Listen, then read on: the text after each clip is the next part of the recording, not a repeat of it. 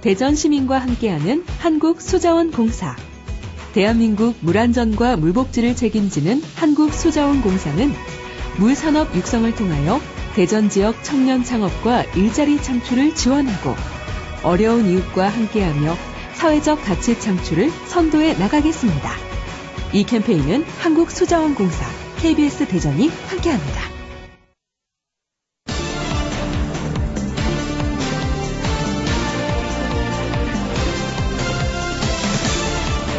KBS 대전 생생뉴스.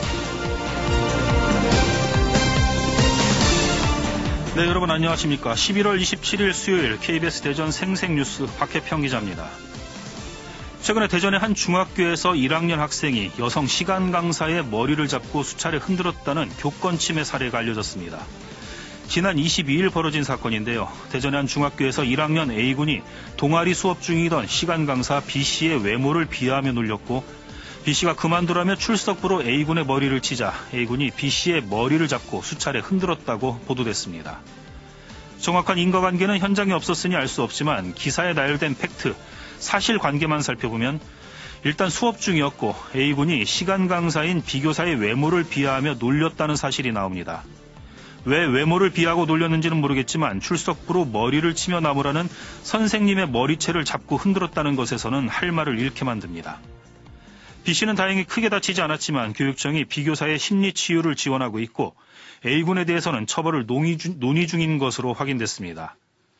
명백한 학원 폭력이고 교권 침해지만 피해자인 B 선생의 교원이 아닌 시간 강사라는 신분 때문에 교권보호위원회는 열 수 없다고 합니다. 지난달에는 수업 중 자는 것을 깨웠다고 선생님의 얼굴을 때린 대구의 중학생 소식이 있었고 지난 7월에는 2만 원을 줄 테니 선생님을 때려보라는 친구의 장난에 진짜 교사의 머리를 때린 중학생 이야기가 알려지면서 혀를 차게 했는데요. 문제 학생은 언제나 있었기 마련이지만 요즘은 학생 인권과 교권 보호의 균형이 많이 무너진 것 같아 더욱 씁쓸합니다. 우울한 현실에도 이 땅의 모든 선생님들 더욱 힘내시고 아름다운 사제 동행 이어가기를 바랍니다. KBS 대전 생생뉴스 먼저 이 시각 헤드라인 뉴스입니다. 세계 보호무역주의 확산과 지속되는 경제 불확실성 속에 충남 수출이 1년 가까이 감소세입니다. 특히 중소기업이 더 고전 중인데 이들의 수출 경쟁력 강화를 위해 충청남도가 집중 육성책을 내놨습니다. 본격적인 추위와 함께 독감 환자가 빠르게 늘면서 9년 만에 가장 빨리 독감 유행주의보가 발령됐습니다. 예방접종을 하고도 효과가 나타나기까지는 2주에서 4주가 걸리는 만큼 접종을 서두르시는 게 좋습니다. 최근 문을 연 천안의 장애인 복지관이 장애인을 위한 시설을 제대로 갖추지 않아 장애인들로부터 원성을 사고 있습니다.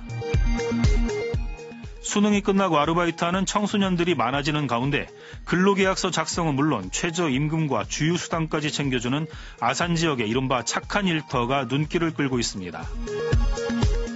대전 지역화폐 조례안이 해당 상임위를 통과해 다음 달 본회의에 상정됩니다. 대전시의회는 지역화폐 활성화 조례안을 다음 달 13일 본회의에서 처리할 것이라고 밝혔습니다. 천안 일봉산 공원 민간 특례 개발 사업을 반대하는 환경단체가 나무 위에서 1인 시위를 이어가고 있는 가운데 김종률 금강유역 환경청장이 일봉산 시위 현장을 찾아 공정한 환경 영향평가를 통해 공원을 적정하게 보존하면서 지역 주민의 요구도 조화롭게 반영할 수 있는 방안을 검토하고 있다고 말했습니다. 지난해 지방선거 당시 울산시장 측근을 수사했다가 직권남용 혐의 등으로 고발당한 황운하 대전경찰청장이 서울중앙지검 공공수사 2부에서 수사를 받게 됐습니다. 황운하 청장은 검찰이 자신을 신속히 조사해달라는 뜻을 밝혔습니다.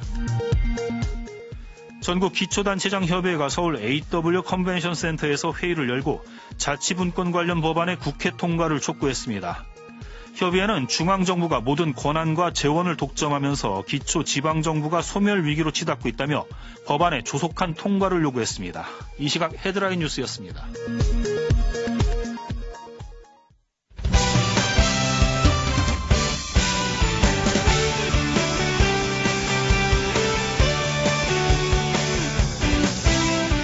네, 이어서 뉴스 브리핑 순서입니다. KBS 대전보도국의 송민석 기자가 나와 있습니다. 송 기자 안녕하세요. 네, 안녕하십니까.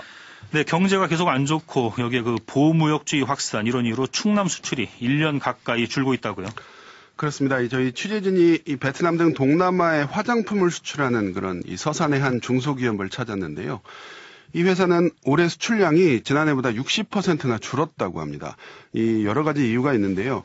이 해외 판로 개척도 쉽지가 않은 데다가 이 중소기업이다 보니까 이 해당 기업의 이 허가 규정 같은 게 바뀌면 대응하기가 엄청 힘들다 그래요. 그래서 수출이 급감했다고 하는데요.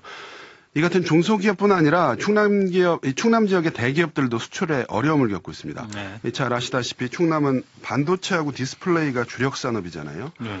여전히 무역 수주의 부문 1위, 수출액 부문 2위를 기록 중이긴 한데 그 추세가 10달째 내리막입니다. 네. 실제 지난달 기준 충남의 총 수출액은 666억 달러, 무역 수지는 미화 376억 달러를 기록했는데요. 이 지난해 같은 기간과 비교를 해보면 총 수출액은 14.2%, 무역 수지는 17.8%나 이렇게 줄어들었습니다. 여기에다가 또 한 가지 문제가 있는데 이 수출 기업의 90.7% 그러니까 수출 기업 10곳 가운데 9곳은 중소기업이거든요. 네. 이들의 수출액 비중이 불과 7.1%에 불과합니다. 숫자는 90%인데 비중은 7%, 이런 것들이 큰 문제로 꼽히고 있습니다. 네, 좀 어려운 곳이 너무 많습니다. 방금 얘기한 것처럼 중소기업이 더 고전 중이라고 볼 수 있는데 이들의 수출 경쟁력 강화를 위해 충남도가 대책을 내놨다고요? 어떤 내용입니까?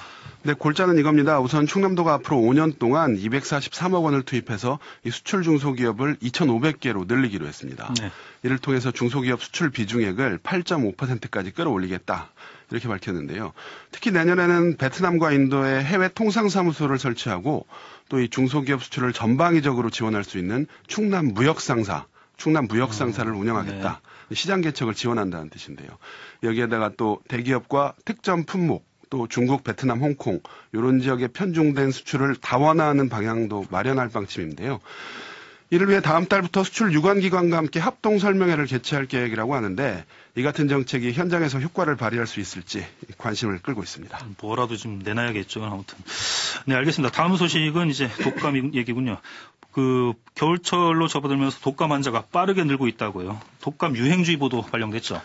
그렇습니다. 이 어린 자녀가 있으신 분들은 잘 알고 계실 텐데요. 요즘 어린이 전문병원에 가면 환자들이 20-30명씩 대기할 정도로 많다고 하더라고요. 대부분 기침과 고열을 호소하는 독감 환자들인데 이 독감이 심해지면 합병증이 오기도 하잖아요. 네. 그래서인지 폐렴으로 입원한 환자도 상당수라고 합니다. 이처럼 독감 환자가 들면서 지난 15일에 독감주의보가 발령되기도 했는데요. 이는 최근 9년 사이에 발령된 독감주의보 중에서 가장 빠른 수준입니다. 네. 이 독감이 유행한다는 사실은 통계 수치로도 금방 확인이 되는데요.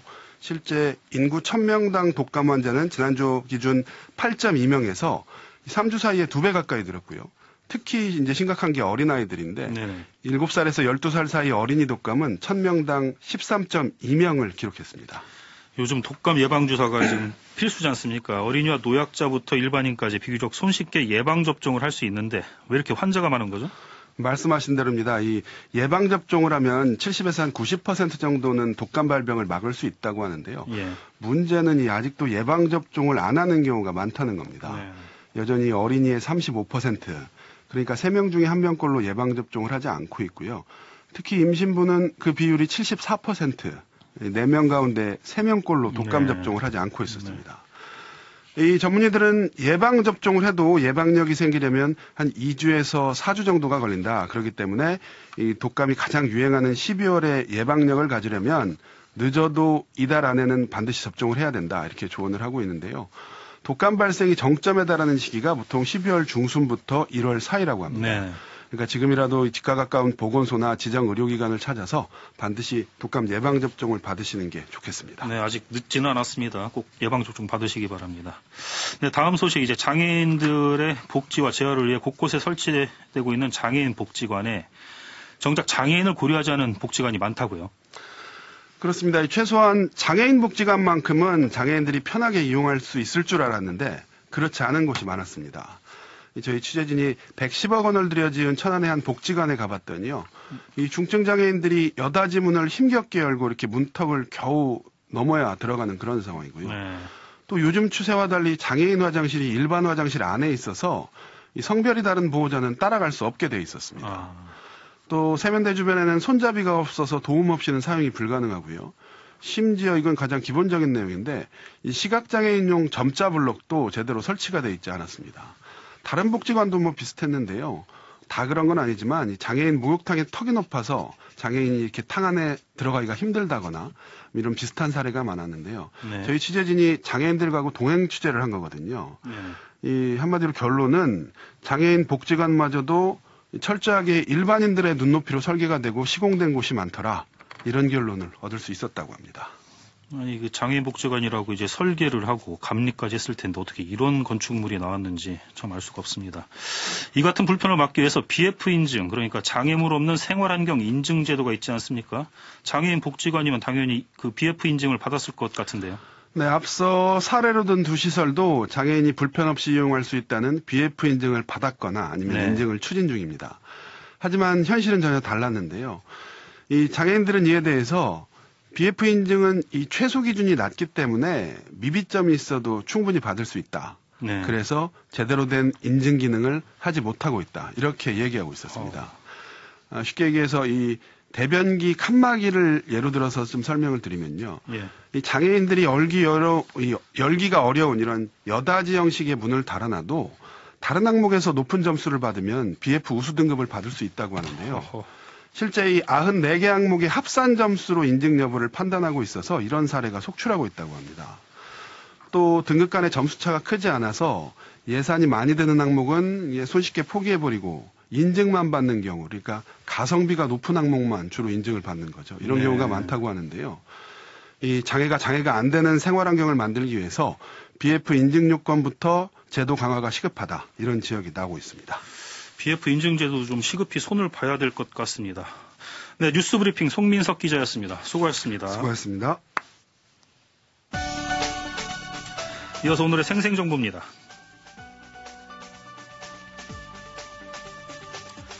대전시가 오늘 대전지방경찰청과 합동으로 자동차세 과태료 체납 차량을 일제 단속합니다. 세무공무원과 경찰관 140여 명이 단속 전담 차량과 스마트폰 단속 시스템 등을 동원해 대전 지역 주요 도로에서 합동 단속을 실시하고 단속 대상은 자동차세 2회 이상 과태료 30만 원 이상 60일이 지난 차량입니다. 세종시가 세종 합강 캠핑장 내 바비큐장 6곳을 설치하고 오늘부터 시민에게 개방합니다. 합강 캠핑장 내 바비큐장은 기존 캠핑장 사이트를 활용해 몽골 텐트와 야외 테이블, 화롯대 등을 갖춰 고가의 캠핑 장비 없이 시민 누구나 캠핑 문화를 체험할 수 있도록 설치됐습니다. 대전시가 주민들이 한 곳에 모여 공부를 하거나 대화를 하고 요리도 할 수 있는 시민 공유 공간 11곳을 조성했습니다. 공유 부엌이나 마을 카페, 배움학교 등 특성에 따라 이름이 붙여진 시민 공유 공간은 현재 서구와 대덕구에 각각 3곳, 유성구와 중구에 각각 2곳, 동구에 1곳이 조성됐습니다. 대전시는 우리 동네 시민 공유 공간을 찾아서라는 지도를 만들어 주민센터와 시, 자치구 민원실 등에 배치했습니다. 한국원자력연구원이 오늘 대전 본원에서 지역민과 함께하는 제4회 원자력 토크 콘서트를 개최합니다. 이번 행사에서는 정지영 원자력연구원 안전관리본부장이 우리 연구원의 안전관리 현황을 주제로 강연을 진행하고 지역 주민들은 질의와 응답을 통해 연구원 시설 안정성에 대한 궁금증을 해소하는 시간을 가질 예정입니다. 대전 동구가 맞춤형 취업 서비스를 원스톱으로 제공하는 일자리 지원센터를 개소하고 일자리 발굴과 구직자 매칭에 나섰습니다. 동구 일자리 지원센터는 구청 4층에 마련됐으며 전담 공무원 1명과 전문 직업 상담사 6명이 상시 근무해 구인 구직 신청 접수와 고용노동부 워크넷과 연계한 취업 정보 제공, 취업 알성 등 적극적인 일자리 발굴에 나섭니다. 네, 지금까지 생생정보였습니다.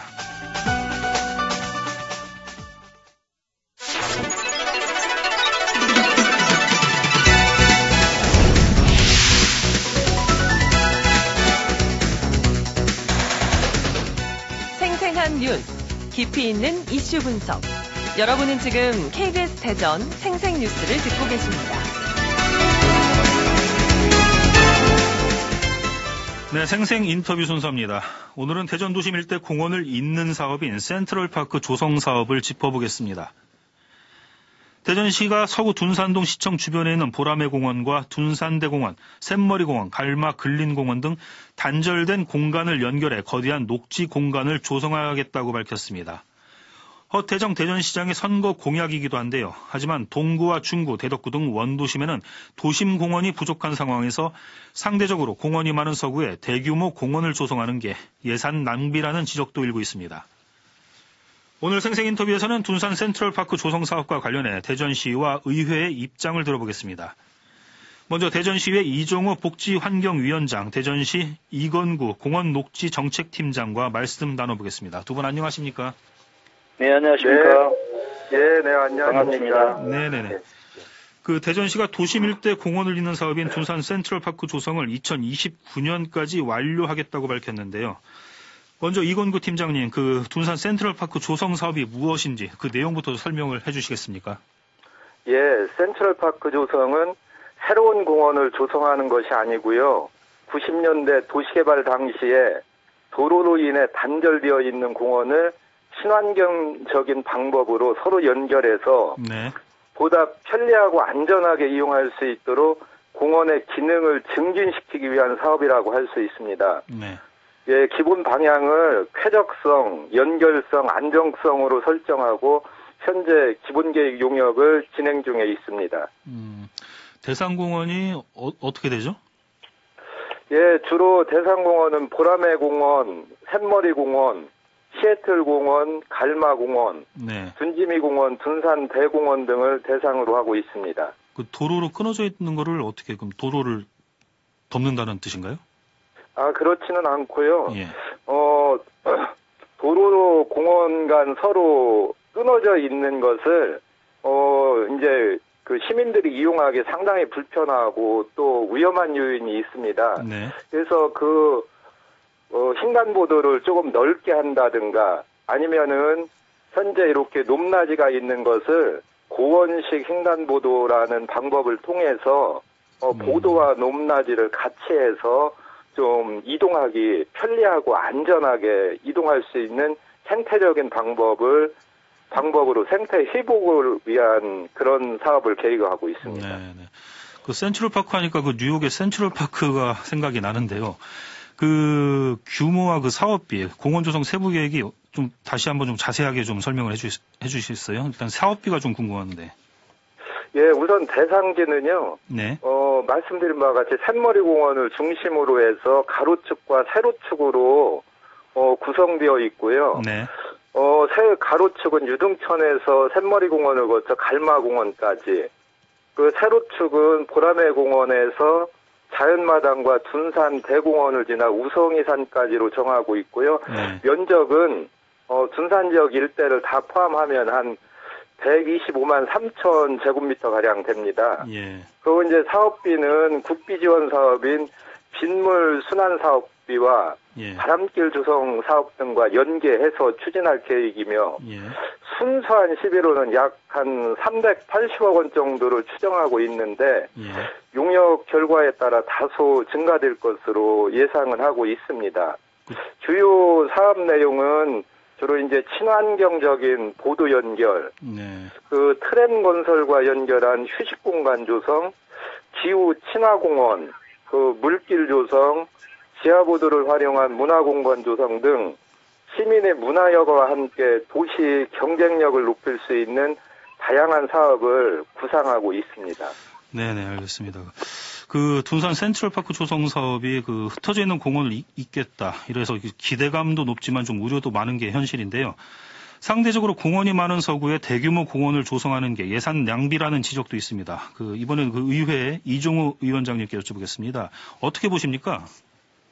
네, 지금 말씀 주신 것처럼 2018년도 기준 대전시가 각 자치구가 관리하는 생활권 공원의 1인당 공원 면적을 보면요. 네. 서구의 경우는 12.85제곱미터이고요. 네. 유성구는 7.24제곱미터인 상대적으로 예. 이들 지역이 많은 공원이 현재 조성되어 있는 것이 사실입니다. 예. 그러나 이에 반해 원도심을 보면 동구는 1.88제곱미터, 대덕구는 2.74제곱미터로 네. 서구의 경우 동구 대비 7배에 달하는 높은 수치이만큼 네네. 특정 지역에 편중된 둔산 센트럴파크 조성 사업에 대한 예산 낭비라는 지적이 나오는 건 어찌 보면 당연하지 않겠느냐라는 생각이 듭니다. 1인당 공원 면적 차이가 많이 나는군요. 네, 그렇습니다. 예. 또한 원도심 중심 지역에는 솔직히 변변한 공원 하나 없는 상태 아니겠습니까? 네. 그동안 둔산이나 노은 또는 도안 등지에는 대규모 공원이 잘 조성이 되었음을 감안하면 네. 더 이상 동서 불균형을 심화시킬 게 아니고 예. 이제는 우리 도시공원의 집중 현상을 좀 방지하고 네. 인프라를 네. 원도심에 균형적으로 배분하는 그런 고민이 필요한 때가 아닌가 이렇게 생각을 좀 합니다. 네. 이권구 팀장님, 이런 문제 제기에 대해서는 어떻게 생각하십니까? 예, 지금 위원장님 말씀하신 내용이 충분히 이해하고 그 현실적인 내용이라고 이렇게 생각을 하고 있습니다. 네. 그래서 저희들도요, 그 원도심과 신도심과의 공원 녹지 시설의 그 불균형을 해소하기 위해서 현재 그 동구나 중구, 대덕구에도 여러 형태의 공원을 조성 중에 있고요. 네. 앞으로도 원도심권에도 대규모적 공원 녹지 확충도 적극 추진할 계획을 가지고 있습니다. 뭐 구체적으로 사업 몇 가지만 좀 얘기해 주실 수 있나요? 예, 현재 이제 동구 지역에는요. 그 대동 하늘공원이라고 있어요. 그래서 이제 그 면적에 정말 거기도 낙후된 지역인데요. 그 대동공원, 하늘공원 주변으로 또 저희가 그 생태적인 그 공원을 갖춘 그 휴식 공간으로 조성할 계획을 가지고 있고요. 중구 지역에도 현재 중촌 근린공원을 현재 이제 3단계 조성 공사를 진행 중에 있는데 그것도 토지 매입비만 확보되면은 바로 이제 착공을 해서 완공할 계획이고요. 그 대덕구 지역에도 현재 이제 대청댐 그 여수로 주변에 유휴공간이라고 있어요. 그래서 이제 그것을 공원녹지 기본 계획에 반영을 해서 생태공원으로 이렇게 조성을 하면은 현재 거의 둔산 지역에 대한 센트럴파크 조성만한 규모는 좀 못 미치지만 이거에 버금가는 아주 좋은 공원으로 이렇게 거듭나게 조성을 할 수 있을 것 같습니다. 네, 알겠습니다. 도시에 녹지 공간을 조성한다는 게 반가운 일이지만 그 예산이 들어가는 일이니까요. 그 사업비 얘기를 또 잠시 좀 해봐야 될 것 같습니다. 아까 그 팀장님께서는 그 시비가 380억 원 정도 예상된다고 말씀을 하셨는데 이게 총액은 아니잖아요.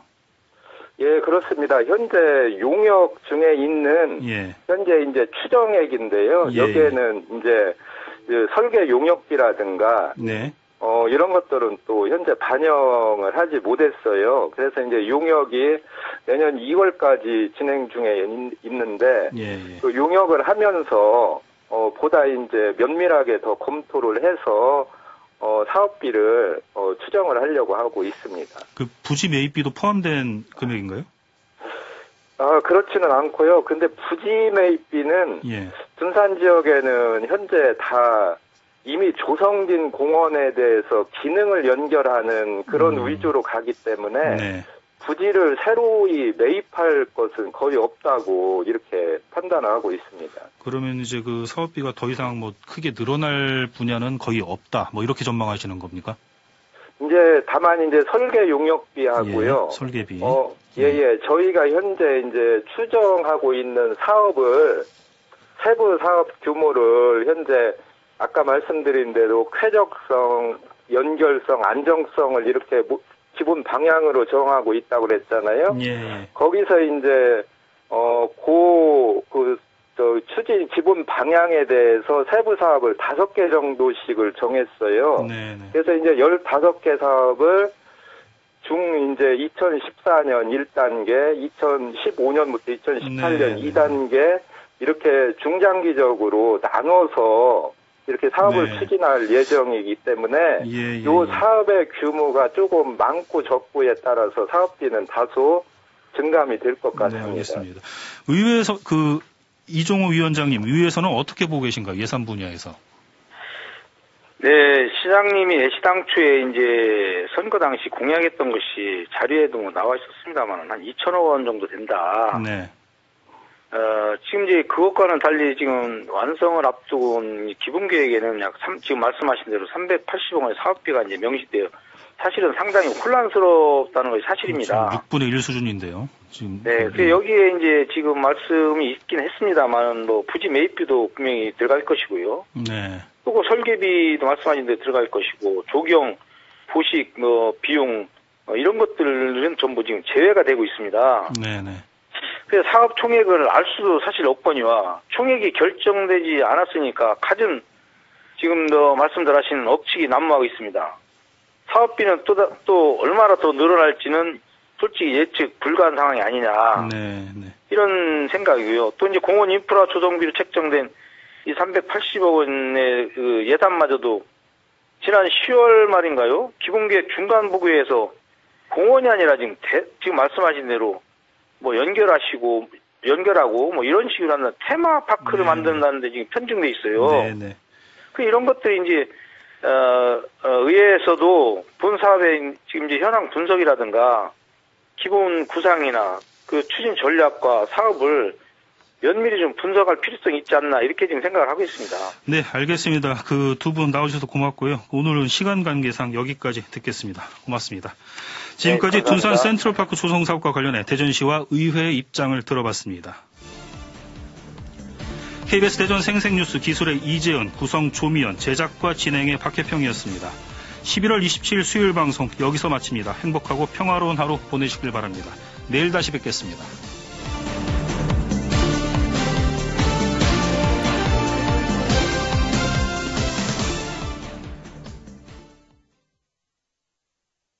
대전 시민과 함께하는 한국수자원공사.